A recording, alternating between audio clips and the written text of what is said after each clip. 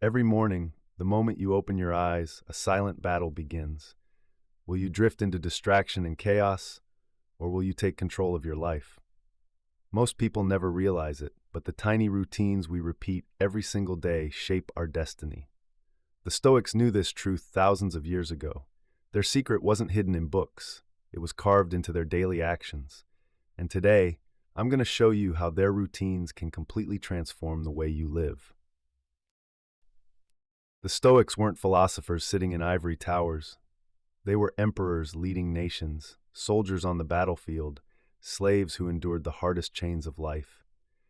And yet, despite their different lives, they all shared one thing: a commitment to practice wisdom every single day. Marcus Aurelius didn't just write in his journal, he used it as a weapon against his own weaknesses.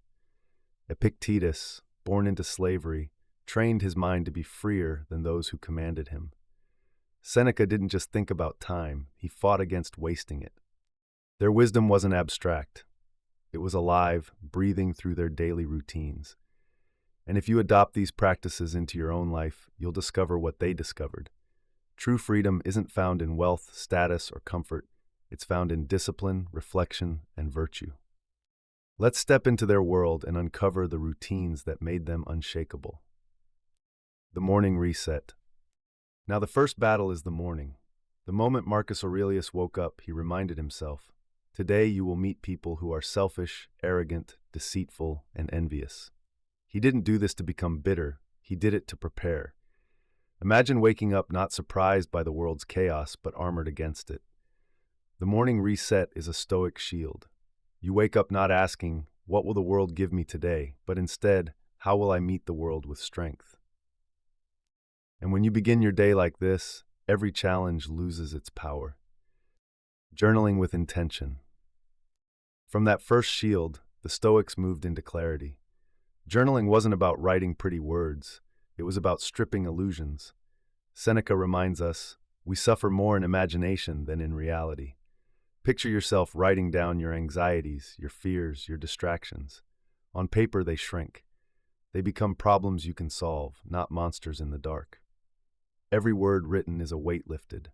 This daily routine cleans the fog from your mind before you step into the day. Practicing negative visualization. Here's where it gets deeper. The Stoics practiced what we call negative visualization. They imagined losing what they loved, their homes, their wealth, even their family. Why? Because by facing the possibility of loss in the morning light, they learned to love more fiercely in the present. Epictetus once said, "Never say of anything, 'I have lost it,' but 'I have returned it.'" Imagine holding your child, your partner, your friends, and realizing, "Today, I still have them." Gratitude becomes sharper, love becomes urgent, and complaints begin to vanish. And when you live like this, life feels richer than you ever imagined. Embracing discomfort. But gratitude alone wasn't enough. The Stoics toughened their spirit through deliberate discomfort. Cold baths, simple meals, even sleeping on the floor. Why? Because comfort makes us fragile. Discomfort makes us strong. Think about it. When you've trained yourself to embrace hardship voluntarily, the unexpected storms of life no longer scare you. You've already rehearsed for them. The daily practice of seeking discomfort doesn't weaken your joy, it multiplies it, because you no longer depend on luxury to feel alive. The daily walk. From discomfort, we move to stillness. Marcus Aurelius often took walks in nature. Imagine an emperor burdened by armies, politics, and conspiracies, choosing to walk beneath the trees. Why? Because nature resets the mind. The sound of leaves, the rhythm of footsteps, the vastness of the sky, it pulls your problems back into perspective. A Stoic walk is not just exercise, it's meditation in motion. And when you return, your mind is lighter, sharper, and ready to face the world again. Midday Reflection. But life isn't won in the morning alone. At midday, the Stoics paused. They looked inward. Am I living as I intended? Have I drifted into anger, pride, or laziness? This wasn't self-criticism, it was a gentle correction, like a sailor adjusting his sails before he drifts too far off course. Imagine doing this daily, catching yourself before mistakes become regrets. Midday reflection keeps you aligned with the life you want, not the life temptation tries to pull you into. focused work without distraction. From reflection, the Stoics entered into focused action. They valued work deeply, but not busy work, real, meaningful work. In a world full of distractions, they asked, "What deserves my attention?"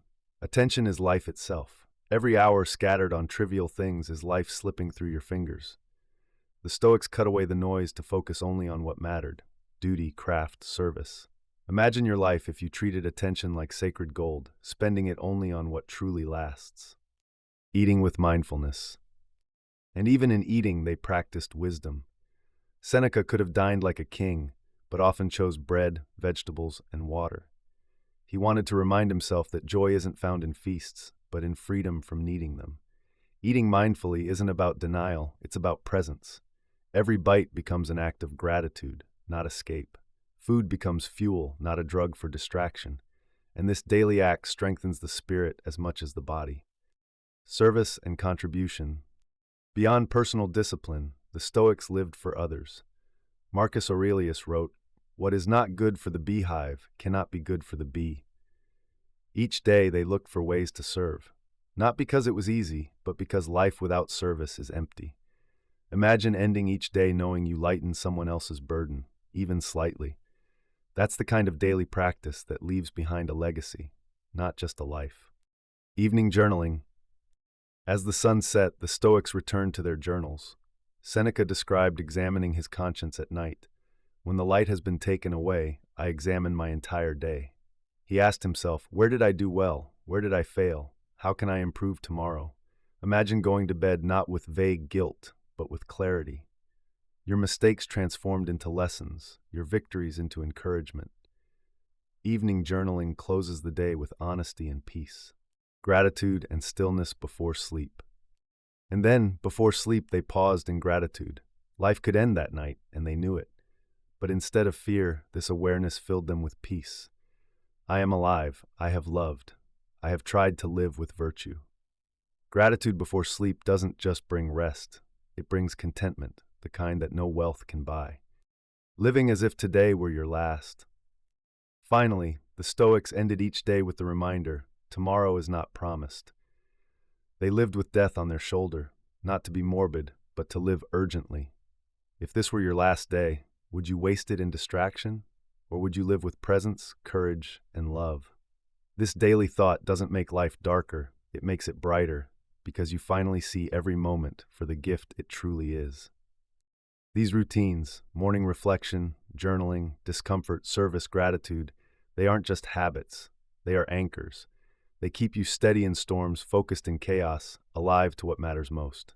The Stoics weren't superhuman, they were simply consistent. And if you live with these routines, you too can become calm, resilient, and unshakable. If this video gave you a glimpse into how powerful daily routines can be, then give it a like and subscribe for more Stoic wisdom. And if you want to go even deeper, another video is waiting for you right now on the screen. Click it and keep walking this path. Until next time, and as always, stay Stoic.